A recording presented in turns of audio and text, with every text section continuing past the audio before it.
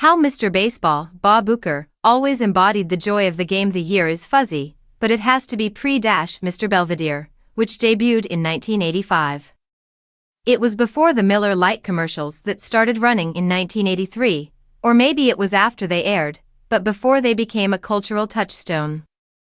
It could have been one of 100 Tonight Show appearances, but it's hard to imagine hanging out with my dad past 9 p.m. on a weeknight.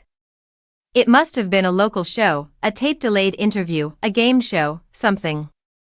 All I remember is my dad drawing my attention to the man on the TV. He was a baseball player, but he was really bad, and now he makes fun of himself. He's the best.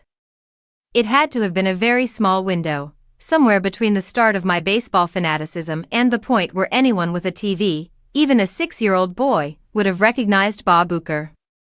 My dad didn't introduce him as the longtime play-by-play announcer of the Brewers, which would have been a much better explanation for why a gray-haired ex-player was on our television.